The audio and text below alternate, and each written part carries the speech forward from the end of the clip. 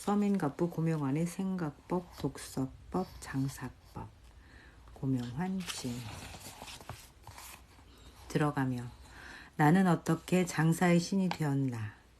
남산에서 책을 읽고 있던 어느 날 처음 듣는 이름이 작가님에게서 전화를 받았다.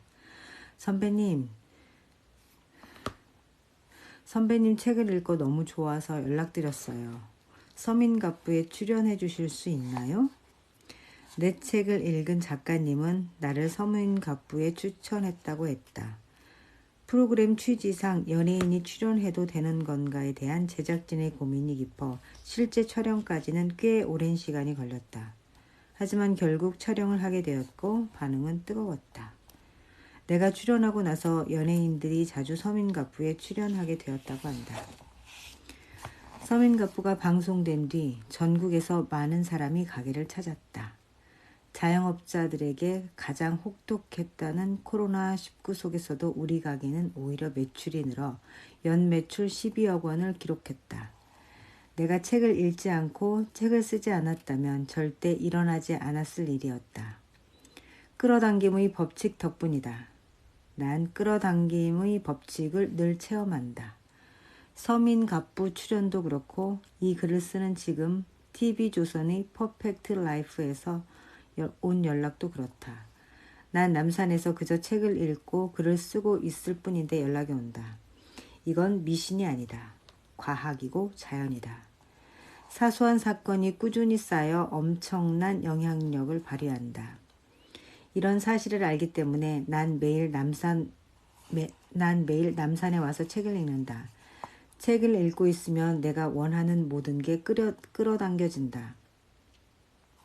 새로 오픈한 매장을 자연스럽게 홍보하려면 어떻게 해야 될까를 고민하며 매일 책을 읽었을 뿐인데 때마침 방송사에서 연락이 온다. 나의 하루를 찍고 싶다고 한다. 새벽에 도서관에서 책을 읽고 아침을 직접 만들어 먹고 메밀국수 식당에서 3시간 일한다. 그러고는 목동 갈비집으로 옮겨가서 저녁까지 일하고 다시 도서관에 30분 들렀다가 자기 전 아내와 맥주 한잔 하는 내 생활을 말이다. 이렇게 나의 하루를 촬영하다 보면 내 매장 2군데가 자연스럽게 노출될 수밖에 없다. 그런 끌어당김이 가능한 거잖아요. 라고 말할 수도 있다. 정말 그럴까?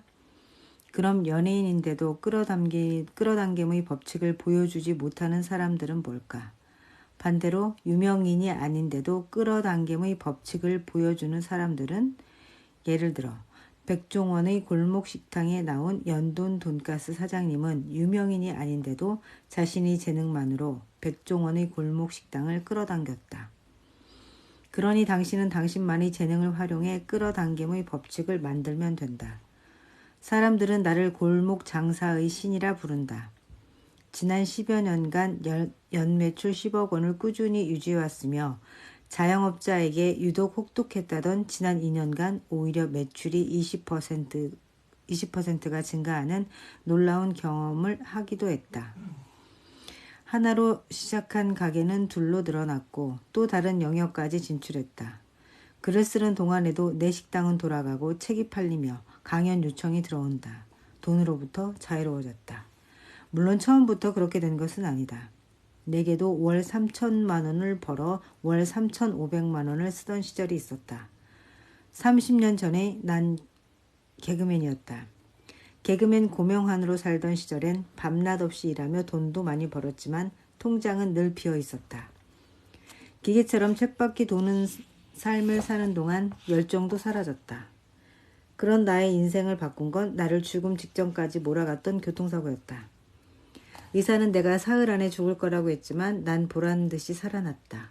그리고 제일 먼저 시작한 일이 책 읽기였다. 2달간 병실에서 50여 권의 책을 읽으며 더 이상 돈에 끌려다니는 삶을 살아서는 안 되겠다고 다짐했다. 끌려가는 것이 아닌 지배하는 삶을 살아야겠다고 생각했다. 그 이후에도 실패가 없었던 건 아니다. 감자탕집에서부터 실내 포장마차, 닭가슴살 사업까지 호기롭게 시작했지만 모두 실패했다. 돌이켜보면 당연한 결과였다. 공부가 부족했고 내공이 모자랐다. 그러다 5번째 메밀국수로 비로소 돈으로부터 자유로워질 수 있었다. 많은 사람이 내게 비결을 물어본다. 그래서 내 성공의 과정과 비법을 공유하고자 이 책을 썼다. 내 인생이 장사로 인해 바뀌었던 것. 내가 돈에 끌려다니는 대신 돈이 나를 따라오게 하는 부의 선순환을 만들었던 것은 꾸준히 쌓아온 내공 덕분이었다. 내공은 어떻게 쌓이는가? 4번의 사업 실패와 그 과정에서 치열하게 해왔던 독서가 나의 내공이 되어주었다. 난 오늘도 출근 전 30분 동안 책을 읽는다. 그리고 247번째로 아침 긍정 확언을 외쳤다. 내가 1000번째로 아침 긍정 확언을 외치는 날 엄청난 것들이 이루어져 있을 것이다. 하루하루가 쌓여 247일이 될 때까지 기적 같은 일이 많이 일어났다.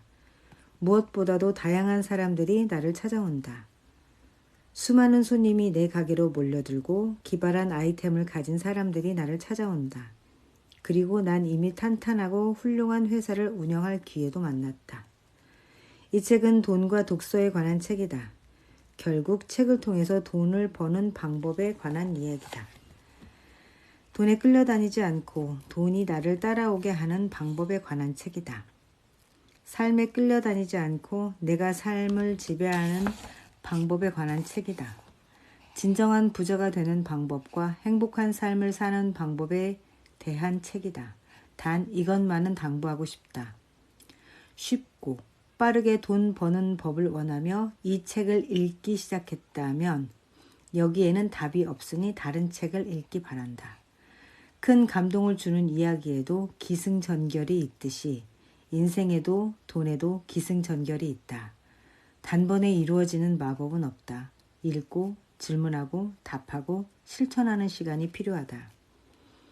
돈에도 성격이 있다. 나쁜 돈, 허망한 돈은 금방 사라진다. 하지만 돈이 선순환을 통해 벌어들인 건강한 돈은 결코 쉽게 사라지지 않는다. 생각을 바꿔라. 그러면 삶의 구조도 바뀌어 신나게 일하는 동안에 통장에 돈이 왕창 들어와 있을 것이다. 나도 했으니 여러분도 할 수 있다. 자, 지금부터 그 방법을 알아보자. 2022년 9월 고명환. 저는 이 책을 읽기 싫었어요. 그 이유는 제목 때문이에요. 돈, 성공 이런 키워드가 저는 왠지 와닿지 않더라고요. 근데 독서 그 북클럽에서 같이 읽어야 되는 이제 필독서여가지고 읽었는데 전혀 돈 버는 법에 관한 이야기라기보다 독서에 관한 이야기였던 것 같아요. 제가 기억하기로는. 자, 나는 어떻게 장사의 신이 되었나? 네, 여기 읽었고요. 이제 1장 흔들림 없는 삶을 세우는 인생 내공. 얼마짜리 사람인가? 우린 그동안 속고 살았다. 현실이 악몽처럼 느껴진다면 저 친구는 항상 운이 좋아. 마법의 주문 미리미리 왜를 어떻게로 바꾸면 답이 보인다. 하루 100번 100일간 외쳐라. 무엇을 하지 않을까를 생각하라. 그래도 그때가 재미있었어. 오늘의 법칙 5, 4, 3, 2, 1 시작. 행복의 비결은 딱 2가지다. 잘 안 될 땐 반대로 법칙. 안녕하세요, 연성님. 제가 책 읽는 시간을 아침으로 바꿔가지고 며칠 만에 지금 저녁에 책을 읽네요. 잠깐만 읽을 거예요. 2장 지속 가능한 흐름을 만드는 장사 내공. 10년째 10억 매출이 가능한 이유. 창업 전 점검해야 하는 것. 장사의 6화 원칙. 틀려도 예측은 필요하다. 단순한 것이 강하다. 매력적인 식당을 만드는 4가지 방법. 꾸준한 현금 흐름 브랜드. 손님을 부르는 심벌 마크. 장사의 핵심 회전율. 이유는 얼마가 적당한가. 요리의 핵심은 백이다. 워크 이지 하라. 아침 시장을 공략하라. 수익 구조를 살펴라. 웃어라. 또 웃어라. 계속 웃어라. 3장 생각의 전환을 만드는 독서 내공. 이른 아침 도서관에 고급차가 많은 이유. 딱 한 줄만 챙기자. 내가 고전을 읽는 이유. 생각의 차이가 수입의 차이를 만든다. 10쪽 독서법. 행운은 초반 10분에 오지 않는다. 책은 동시에 여러 권을 읽어라. 책 속에 확신이 있다. 하루 4시간씩 1년 읽으면 생기는 변화. 의외의 곳에 답이 있다. 나는 돈서관에 간다.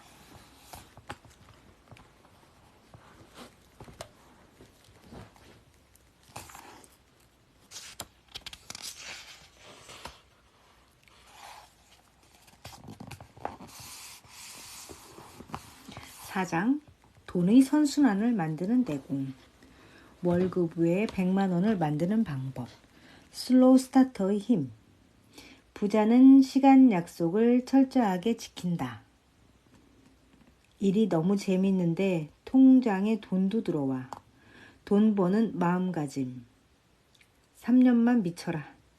돈에 대해서 꼭 알아야 할 것. 제대로 된 돈을 벌어라.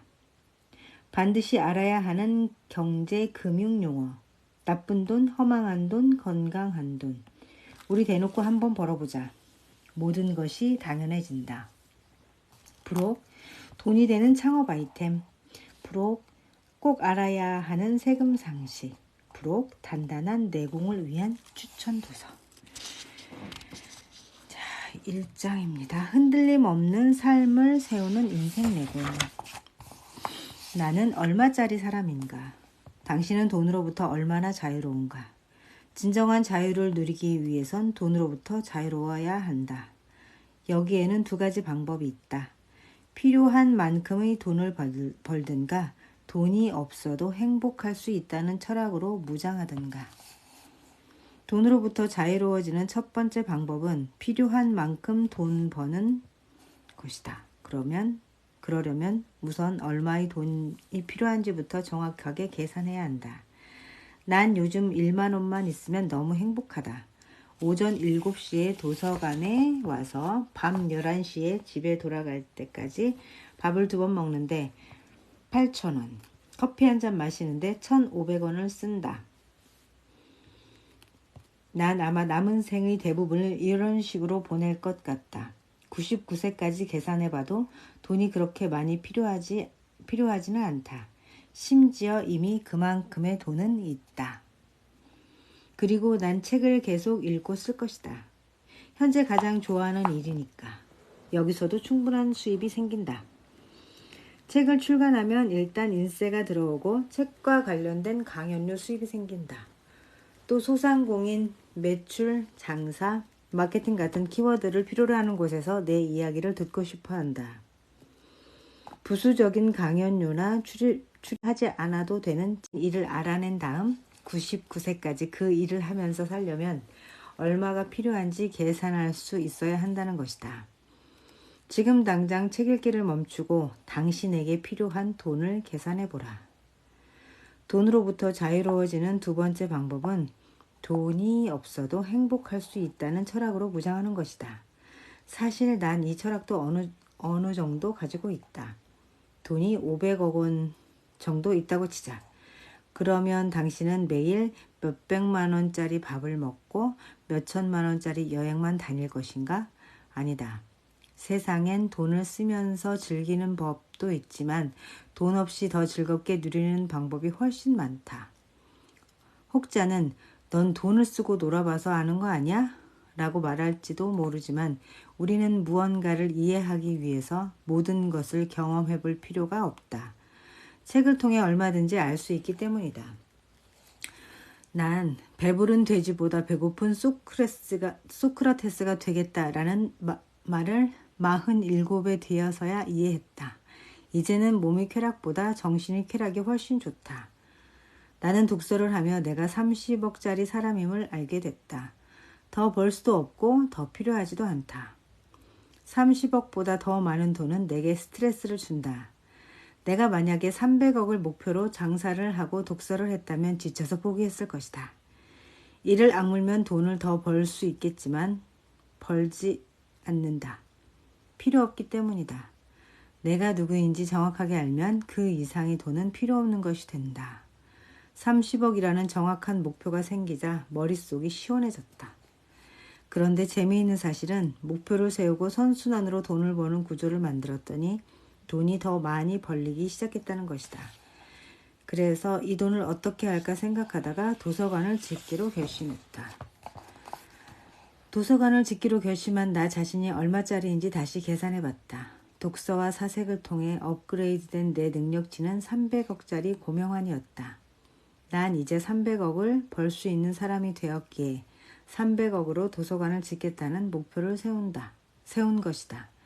이 목표는 또 변할 것이다. 나는 누구인가를 쉽게 정의할 수 없는 이유는 인간은 매 초마다 계속 변하기 때문이다. 특히 독서를 통해 내공을 쌓은 사람의 변화 속도는 눈부시게 빠르다. 자신이 정확하게 얼마짜리 사람인지 생각해 본 적이 있는가? 죽을 때까지 당신은 얼마를 벌 수 있고 또 얼마가 필요한지 계산해 본 적이 있는가? 아니, 계산할 수 있는가? 목표를 세우려면 지금의 나를 먼저 알아야 한다. 독서와 사색을 통해 정확하게 내가 어떤 사람인지, 내 능력치가 어느 정도인지 알아야 정확한 목표를 세울 수 있다. 그래야 지치지 않고 목표를 이룰 수 있다. 목표만 정확하면 성취하는 길은 쉽다. 내가 할 수 있는 만큼만 하면 되니까. 실패를 하는 이유는 내 능력치보다 목표를 크게 잡기 때문이다. 그건 목표가 아니라 꿈이고 희망이고 환상이다. 필요한 만큼만 벌면 된다. 그 이상의 돈을 벌기 위해 하기 싫은 일을 하지 말자. 많으면 많을수록 좋다는 생각은 버리자. 돈의 노예가 되는 순간 더 이상 자유는 없다. 돈을 밀어내는 순간 자유로워진다. 자유로운 사람이 창의적이고 창의적인 사람이 돈에 끌려다니는 사람보다 돈을 더 잘 벌 수밖에 없다. 이게 돈의 법칙이다. 난 돈에 저항할 수 있는 힘이 생겼다. 자본주의 사회에서 가장 필요한 힘이다. 돈을 더 벌리는데도 안 벌 수 있는 힘. 내 능력치 이상의 돈을 벌기 위해서는 돈에 끌려다니는 삶을 살아야 한다. 난 그게 싫다. 내가 가질 만큼만 가지면 된다. 그리고 남는 시간엔 책을 읽겠다. 돈을 마다하고 책을 읽을 때의 기분이 얼마나 행복한지 여러분도 느껴보기 바란다. 그러기 위해선 돈에 저항할 수 있는 자신만의 정확한 철학이 필요하다. 기부를 하는 사람들은 돈에 저항할 줄 아는 사람들이다. 인간이 가장 행복할 때가 남을 도와줄 때다.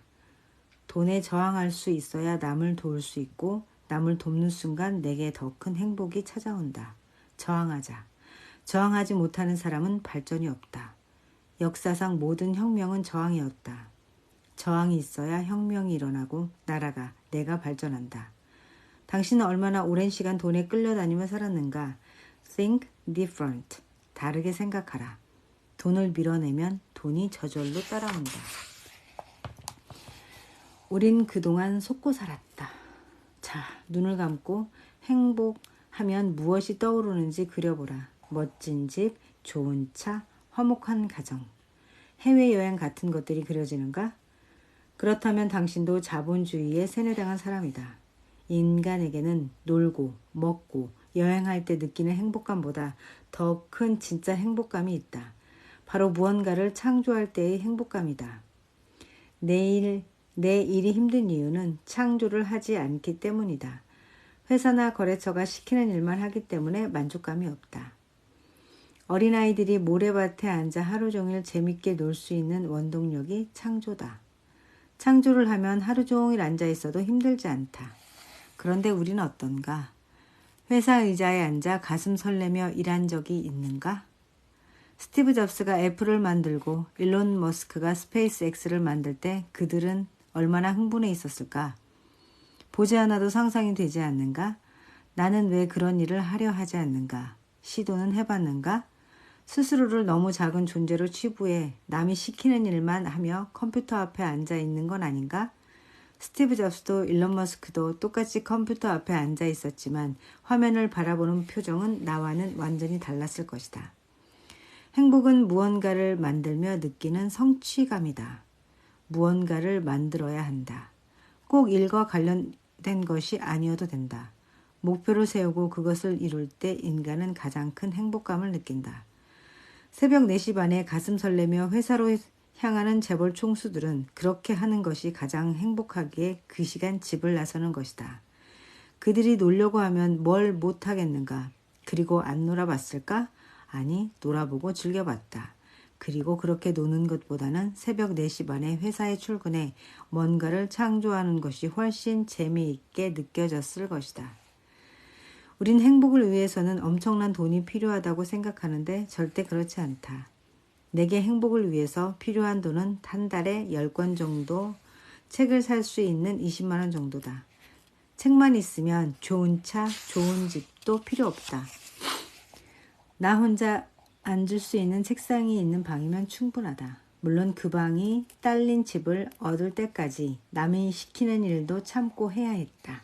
그렇게 나는 집을 구했다. 그래서 이제 남이 시키는 일은 안 한다. 그게 내 행복의 비결이다. 하루 종일 책을 읽고 글을 쓰고 새로운 아이디어를 실행해 결과물을 만들어내는 게 가장 재밌다. 자, 이제 당신이 만들어낼 수 있는 창조물은 뭐가 있는지 찾아보자. 눈에 보이는 물건도 좋고 보이지 않는 철학, 생각이어도 좋다. 하루에 하나씩은 만들자.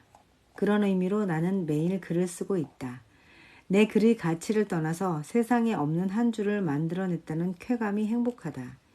이런 행복감이 들면 글을 계속 쓰게 되고 그 중에서 사람들을 감동시키는 글도 나온다. 그럼 나는 더 행복해진다. 당신은 무엇을 만들 수 있는가? 모르겠다면 계속 책을 읽어라. 책의 가장 좋은 점은 스스로에게 좋은 질문을 던지게 해준다는 것이다. 질문이 떠오를 때까지 책을 읽으면 된다. 스마트폰이 없을 때는 출퇴근 시간에 지하철에서라도 생각을 했다. 왜 나는 아직 자가용도 없이 이런 숨막히는 지하철로 출퇴근을 할까? 어떻게 하면 자가용을 가질 수 있을까? 어떻게 하면 내 연봉이 2배가 될까? 이런 질문이라도 던져야 인생이 변하기 시작한다. 이런 질문조차 던지지 않으니 인생이 변할 리가 없다. 나에게 질문 하나만 잘 던져도 인생이 바로 변한다. 최근에 스스로에게 질문을 던져본 적이 있는가? 어떤 질문을 던졌는가? 우리 뇌는 질문을 받으면 해답을 찾는다. 내 연봉이 2배가 되려면 어떻게 하면 되지? 라고 하루에 100번씩 물어보면 뇌는 결국 답을 찾아낸다. 아이디어는 그렇게 탄생한다. 절박하게 내 가족을 당장 먹여 살려야 하는데 어떻게 하지? 시궁창에 갇혀 사는 우리 가족을 내가 일으켜 세우려면 어떻게 해야 하지? 라고 계속 물어보면 결국 우리 뇌는 답을 찾는다. 그렇게 태어난 아이디어들이 수천억짜리 회사가 되고 세계인이 사랑하는 제품이 된다. 현실이 악몽처럼 느껴진다면 어젯밤에 악몽을 꿨다. 너무 싫은 꿈이었다. 꿈속에서 생각했다. 어떻게 하면 이 상황에서 벗어날 수 있을까? 그러고는 이런 엄청난 일은 꿈이 아니라면 현실에서 일어날 리가 없음을 자각하고 눈을 번쩍 떴다. 난 침대에 누워 있었다. 현실이 악몽같이 느껴진다면 눈을 뜨면 된다. 현실이 악몽처럼 느껴지는 건 아직 눈을 뜨지 않았기 때문이다. 당당하게 눈을 뜨고 자기 자신을 바라보자. 못난 부분이 있다면 못났다고 인정하고 모자란 부분이 있다면 모자라다고 인정하자. 지금의 나를 받아들이고 인정하고 명확한 점수를 매겨라. 나를 인정해야 문제가 해결된다. 해결 못할 일은 하나도 없다. 한꺼번에 해결하려 하지 말고 작은 것부터 하나씩 풀어가면 된다. 만약 내가 해결하지 못할 일이 있다면 그 문제는 내려놓아야 한다. 로또가 당첨 안 된다고 매주 극심하게 스트레스를 받을 것인가? 로또 당첨은 내 힘으로는 해결되지 않는 문제다. 내가 잘못한 게 아니지 않은가? 하지만 내가 해결할 수 있는 일인데 눈을 감고 모른 척 넘어가는 건 절대 안 된다. 그런 문제들이 쌓이면 내 현실이 악몽이 되기 때문이다. 세상 일은 딱 2가지로 구분된다. 선택할 수 있는 것과 받아들여야 하는 것. 우리는 매일 먹을 음식을 선택할 수 있다. 우리는 매일 입을 옷을 선택할 수 있다. 하지만 내리는 비를 멈추도록 선택할 수는 없다. 코로나19와 같은 전염병이 발생하지 않도록 선택할 수도 없다. 우리 가게는 왜 이렇게 손님이 없을까? 걱정되는가? 걱정하지 말고 선택하라. 여기에는 두 가지 선택지가 있다. 첫째, 열심히 해답을 찾아서 손님이 오게 만들자. 둘째, 이 업종은 나한테 맞지 않으니 다른 업종을 찾아보자. 이렇게 준비해서 오픈하는데 손님이 많이 올까? 이런 걱정이 드는 사람이라면 오픈하지 마라. 어느 정도 준비를 해야 손님이 오는지 스스로 알 수 있어야 한다. 모른다면 준비 부족이다. 더 공부를 해야 한다. 데일 카네기 자기관리론에는 컬럼비아 대학교 호크스의 학장의 말이 나온다. 세상 걱정의 절반은 결정을 내리는데 기초가 될 만한 지식이 부족한 상태에서 결정하려고 하기 때문에 생긴다. 라는 말이다. 코로나19 때문에 손님이 줄었다. 코로나 기간에 잘된 식당도 많았다. 걱정만 하지 말고 분석하라. 정말 코로나19 때문에 손님이 줄었는지, 본인과 똑같은 업종인데 장사가 잘 되는 가게는 없는지, 본인의 잘못이 하나도 없는데 손님이 안 온다? 그렇다면 이대로 계속 버틸 것인지, 버틸 능력은 되는지, 아니면 폐업할 것인지, 폐업 이후엔 무엇을 할 것인지 계속 선택해 가면 된다. 걱정은 생각이 머무는 것이고 선택은 앞으로 나아가는 것이다. 모든 일에는 해결책이 있다. 해결책이 없는 일은 받아들이면 된다. 내리는 비, 부는 바람, 몰아치는 파도를 우리는 선택할 수 없다. 그냥 받아들이면 된다. 하지만 이런 상황에도 선택할 수 있는 것들이 있다. 비를 피할 것인가, 그냥 맞을 것인가, 파도를 구경할 것인가, 파도를 탈 것인가. 후배들로부터 장사하는 지인들로부터 힘들다는 이야기를 자주 듣는다. 악몽 같은 소식들이 매일 날아드는 것이다. 이럴 때일수록 피하지 말고 눈을 똑바로 떠야 한다. 그러면 해결 못할 일은 없다. 눈을 뜬다는 것은 곧 질문을 던지는 것이다. 질문 없이 하루를 산 사람은 악몽 속에서 하루를 보낸 것과 마찬가지다. 눈을 뜨고 질문을 던지자. 세상을 향해 질문을 던지자. 질문을 던져야 해답이 돌아온다. 만약 당신이 길을 가다가 평생 꿈꾸던 이성을 찾았다고 해보자. 말을 걸고 싶지만 용기가 없다. 애인이 있을까? 나를 거절하면 어떡하지? 나 같은 건 쳐다보지도 않겠지? 이렇게 혼자 아무리 생각해봐도 정답을 찾을 수 없다. 이럴 땐 고민을 상대에게 던져버리면 된다. 그 이성에게 뚜벅뚜벅 다가가서 제가 평생을 찾아 헤맨 이상형이세요. 전화번호 좀 알려주시겠습니까? 라고 질문만 던지면 끝이다. 그 다음부터 이 문제에 대한 고민은 상대방이 하게 된다. 답은 yes일 수도 있고 no일 수도 있지만 난 더 이상 고민하지 않아도 된다. 그리고 상대방에게 질문을 던졌기 때문에 반드시 답이 돌아오게 되어 있다. 성공 확률은 50%. 하지만 질문을 던지지 않았다면 100% 실패다. 세상을 향한 고민도 마찬가지다. 돈을 벌고 싶은가? 그렇다면 세상에 질문을 던지면 된다. 사업을 시작하는 것이다. 직장에 다닌다면 남이 시키는 일 대신 자기만의 프로젝트를 시작하라. 시작을 해야 세상이 답을 준다. 단 무턱대고 시작하라는 말은 아니다. 많이 읽고 생각하면 저절로 준비가 되고 자연스럽게 시작하게 된다. 인생에 대한 답을 모르겠다면 질문을 던져라. 세상아, 나는 어떻게 살아야 되느냐? 당장 돈을 많이 벌고 싶은데 어떻게 하면 될까, 명언아? 인생의 정답을 모른다고 괴로워하지 마라. 그 누구도 가만히 앉아서 답을 찾아내지는 못한다. 고민이 있으면 질문을 던지고 책을 읽으며 기다려라. 우리 뇌는 세상에 질문을 던진 사람에게 답을 알려준다. 자, 이제 질문을 던져보자. 당신이 세상을 향해 던지고 싶은 질문은 무엇인가? 저 친구는 항상 운이 좋아. 무슨 일을 하든 잘 되는 사람이 있다. 잘 나가는 팀에 들어가서 마침 문을 연 가게의 아이템이 유행하기 시작해서 갑자기 나타난 누군가가 도와줘서 잘 풀리는 사람들. 흔히 우리가 저 친구는 항상 운이 좋아 라고 말하는 사람들 말이다. 내가 로또에 당첨되고 내가 투자한 코인이 수천만 배 오르는 것은 운이 좋은 것도 기적도 아니다. 그건 불가능한 것이다. 왜냐하면 내 힘으로 어떻게 할 수 없는 일이기 때문이다. 하지만 운을 만들어내는 기적은 다르다. 기적은 내 힘으로 얼마든지 만들 수 있다. 하루 30분의 독서가 쌓이고 쌓여서 기적이 일어난다. 내가 원하는 것을 매일 100번 쓰고 외치면 기적이 일어난다. 이건 수많은 사람이 증명해 보인 사실이다. 대표적으로 돈의 속성의 저자 김승호 회장은 자기가 100번씩 글로 쓴 것은 모두 이루어졌다고 증명했다. 이게 바로 기적이고 운을 만드는 방법이다. 세계적 생물학자 베른트 하인리히는 뛰는 사람에서 이렇게 말했다. 나는 사소한 사건이 꾸준히 쌓여 마침내 엄청난 영향력을 발휘하는 자연의 운영 방식에 경탄을 금할 수가 없다. 눈에 보이지 않을 정도로 작은 씨앗들이 땅에 떨어지고 꾸준히 시간이 흘러 거대한 숲이 된다.